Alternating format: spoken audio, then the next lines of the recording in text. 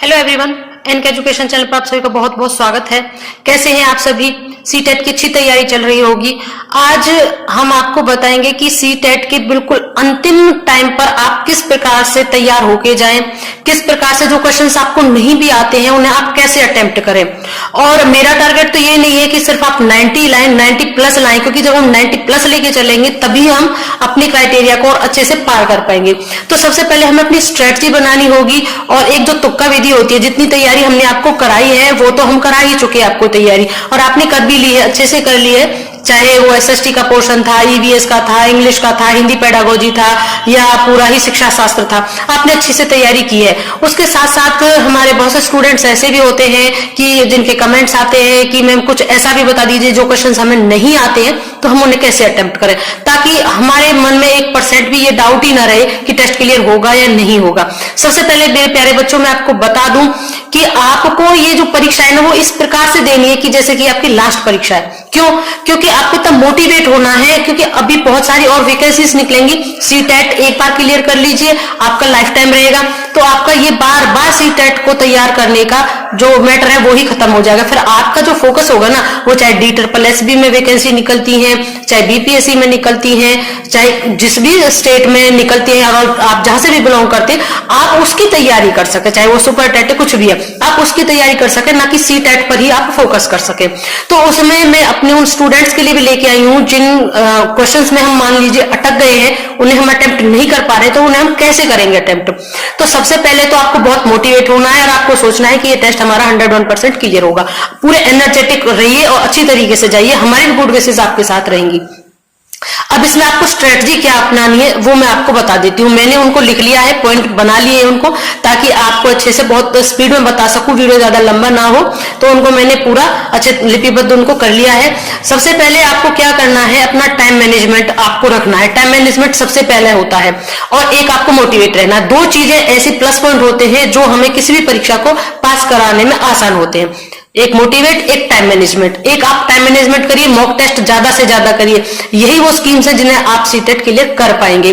तो एक तो जब टाइम मैनेजमेंट हो जाता है, मैंने आपको पहले बोला था कि जो सीटेट की ऑफिशियल वेबसाइट है ना उस पर जाइए, वहां से मॉक टेस्ट लीजिए और अपना घड़ी लगाकर वो देखिए, क्योंकि फिर आपके अंदर ये चीज रहेगी कि मैं इसे कर सकता हूं।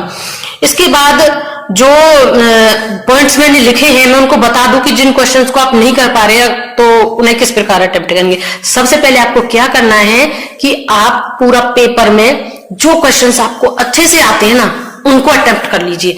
उससे क्या होता है, एक साइकोलॉजिकल इफेक्ट पड़ता है कि हमको लगता है कि हम इतने क्वेश्चंस हमें आ रहे थे और हमने इजीली अटेम्प्ट कर दिए। तो मान लीजिए आपने 90 क्वेश्चन आपको आते थे, 90 या 100 के बीच में एवरेज लेके चलिए आपको आते थे और आपने उनको कर दिए। अब स्ट्रेटजी रह जाती है कि जो बाकी बचे हैं उनके लिए, ठीक है। तो 90 में ये भी हो सकता है कि 1% एक दो गलत हो, तो इतना ही तो हम नहीं लेके, अब सबसे पहले साइकोलॉजिकल इफेक्ट आपके माइंड पर ये आ गया कि मुझे इतने क्वेश्चंस आते थे, आप थोड़ा रिलैक्स हो जाएंगे।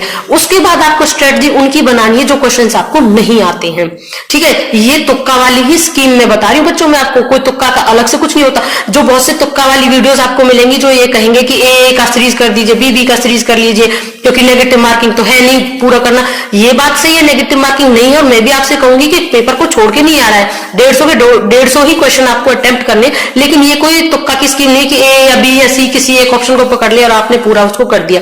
ऐसा नहीं करना है। तुक्के में भी आपको नॉलेज होना चाहिए, बिना नॉलेज के भी तुक्का नहीं लगता है बच्चों। नॉलेज आपने पढ़ा है तभी आप उसमें तुक्का लगा सकते हैं, वैसा तुक्का नहीं। क्योंकि अब जितने भी मेरे स्टूडेंट्स हैं इतना मुझे पता है वो पढ़े हैं, इसीलिए मैं उनके लिए आज ये तुक्का वाली स्कीम जो मैं बता रही हूँ आपको, ये इसमें एक मैंने बता दिया कि सबसे पहले आपको ये पॉइंट तुक्के में ही आएगा, अलग से कुछ ऐसा नहीं होता है। इसलिए मैं आपको वो सटीक नॉलेज दे रही हूँ जो कि मेरी खुद के ऊपर बेस्ड है, मेरे स्टूडेंट्स के ऊपर बेस्ड है, और मैंने भी जो सीटेट दिए हैं, जो मैंने भी अपने सेल्फ अनुभव किया है, उसी को मैं आपके साथ बता रही हूँ। तो इससे क्या होगा, जब आप पूरा जो क्वेश्चन आपको आते वो अटेम्प्ट कर लिए, उसके बाद अब आपको वो करने जो आपको नहीं आते। और एक ध्यान और रखना, क्योंकि जो हमें आते हैं उनको जब हम अटेम्प्ट करते हैं तो कई बार हम जो सीरीज होती है गोला भरने की वो गलत हो जाती है, इसलिए इसको बहुत विशेष ध्यान से भरना कि जो क्वेश्चन मान लीजिए 31 आपने अटेम्प्ट किया, 31 का आपने बी ऑप्शन भरा, तो क्या आपकी ओएमआर में 31 में बी ऑप्शन ही भरा हुआ है? कई बार सीरीज गलत होने से भी हम बहुत इंटेलिजेंट होते हुए भी रह जाते हैं। ये बहुत मेन बात है, इसलिए मैंने सोचा टाइम नहीं था फिर भी इनका मुझे वीडियो बनाना होगा, क्योंकि बिल्कुल एग्जाम आ गया है। मैं नहीं चाहती कि एक भी बच्चा हमारा इस बार रहे। तो एक पॉइंट क्लियर हो गया। दूसरा, अब आते हैं कि जब आपने ये कर लिया कि अब बच्चे से रिलेटेड कोई भी चीज अगर पूछी जाती है, बच्चा पढ़ रहा है, आप एक टीचर हैं, आप अपने इमेजिन करके रखिए मैं एक टीचर हूं, तो जब बच्चा पढ़ रहा है ना, या बच्चे से रिलेटेड कोई भी क्वेश्चन आपके पेपर में पूछा गया है और उसमें प्रेरणा या कुछ तुम्हें लग रहा है, तो उसमें जो भी मोटिवेट वाला ऑप्शन होगा, प्रेरित करने वाला ऑप्शन होगा, वही आपको सिलेक्ट करना है। क्योंकि बच्चा हमारी शिक्षा की धुरी है, उसके फेवर वाले ही आंसर्स आपको देने हैं। यानी बच्चे के फेवर के जो भी ऑप्शन आपको मिले वो आंसर आपको देने, 101% आपका ऑप्शन सही होगा। दूसरा, आपको क्या करना है, एक दो तीन पॉइंट क्लियर हो गए। तीसरा करना है आपको, शिक्षक को क्या है, अब बच्चे का तो आ गया, अब शिक्षक का भी आता है। तो शिक्षक को एक तरीके से आपको ऐसे समझना कि वो सर्वे सर्वा है, पूरा शिक्षक एक सर्वे सर्वा है, वो कुछ भी कर सकता है। इसलिए शिक्षक के आराम वाली चीजों का चुनाव आपको नहीं करना है। जिस ऑप्शंस में शिक्षक के रिलेटेड कोई आराम वाली चीजें, सुविधा की चीजें बता रखी है, वो चुनाव बिल्कुल मत करिएगा। क्योंकि टीचर को एक सर्वे सर्वा माना गया, वो सब समस्याओं का हल कर सकता है। इस पेडागोजी के आधार पर रखकर आपको क्वेश्चंस का सॉल्व करना है। अब हम अपना फोर्थ पॉइंट देख लेते हैं। जो नहीं आता है ना, उनमें से जो ऑप्शन, मान लीजिए क्वेश्चन आपको बिल्कुल नहीं आ रहा, और पता है सीटेट में क्या होता है, बहुत बड़े बड़े लेंदी क्वेश्चंस होते हैं। उन क्वेश्चंस को पढ़ने में ही ऐसे लगता है कि 1 मिनट से ज्यादा तो मेरा क्वेश्चन पढ़ने में ही चला गया। तो आपको अगर लग रहा है कि मुझे आता नहीं है, तो इतना टाइम वेस्ट ना करें, आप सीधा ऑप्शन पे जाएं। तो ऑप्शन में ही कई बार हमें जवाब मिल जाता है। तो ऑप्शन में क्या करो, अगर ऑप्शन में कोई ऑप्शन आपको ऐसा लग रहा है ना बहुत लेंदी है, तो मैं आपसे कह रही हूँ 101% वही आंसर होता है। मान लीजिए एक क्वेश्चन मतलब option number A, B, C, D, तो मान लीजिए जो ऑप्शन नंबर सी है ना, और सी बहुत लेंथी लिखा हुआ है, यानी उसमें एक्सप्लेनेशन में 3 या 4 लाइन लिखी हुई है ऑप्शन सी में, तो समझ लीजिए वही आंसर है आपका। तो जो सबसे ज्यादा लाइन वाला आंसर ऑप्शन आपको लग रहा है, तो वह आंसर होने के पूरे चांसेस होते हैं। एक है पेडागोजी, जब आप सॉल्व करो तो पेडागोजी को सॉल्व करने का एक मूल मंत्र और सबसे बढ़िया तुक्का यही है कि उसमें जो पॉजिटिव चीज हो वही आपको पकड़नी है, नेगेटिव कुछ नहीं पकड़ना है। चाहे बच्चे का हो या किसी का भी हो, उसमें आपको पॉजिटिव ही चीज पकड़ के चलनी है, उसी का सिलेक्शन करना है, तो वह सही होगा आपका। और एक टैग वर्ड्स है जिसका मैंने पहले भी बताया था, टैग वर्ड्स किस तरीके से आपको करने, किस तरीके से नहीं, उसको मैं भी एक वीडियो में मैंने पहले भी बताया था, जिसमें दादा भाई नौरोजी के रिगार्डिंग था। तो उसमें जो उन्होंने एक बुक लिखी थी पॉवर्टी वाली लेकर, तो उसको मैं भी अलग से ही एक्सप्लेन करके आपको बताऊंगी, क्योंकि ऐसे उसको नहीं बता पाएंगे, तो उसको इसी में अटैच कर दूंगी मैं, उसको भी आप देखना। तो इस तरीके से आप उनको जोड़कर सही आंसर तक पहुंच सकते हैं। इस प्रकार से आपको ये सारी स्कीम तैयार कर लेनी है, और बार बार आपको अगर लग रहा है तो 21 तारीख से पहले ये वीडियो जरूर देखकर जाना। और मैं कहती हूँ कि पूरा मोटिवेट होकर जब आप करोगे तो 101% आपका टेस्ट क्लियर होगा। तो मोटिवेट बने रहिएगा, हमारे साथ जुड़े रहिएगा, और अगर चैनल पर पहली बार आए तो सब्सक्राइब करना ना भूलिएगा। अब देख लेते हैं हमारा वो टैग वाला, उस क्वेश्चन से ही हम आंसर को कैसे निकालेंगे, उसको भी आपको अभी देख लेना, इसी वीडियो के साथ में उसे अटैच कर दूंगी इसी में।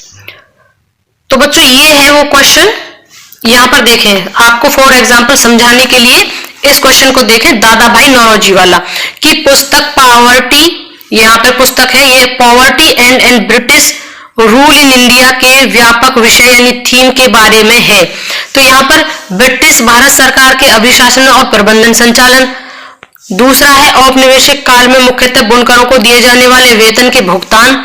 तीसरा है भारतीय उपमहाद्वीप में ब्रिटिश शासन के आर्थिक प्रभाव। और चौथा है ईस्ट इंडिया कंपनी के अधिकारियों को दिए जाने वाले वेतन और सुविधाएं। अब इसमें आप देखना यहाँ पर किस तरीके से हमें क्वेश्चन से आंसर ढूंढना है।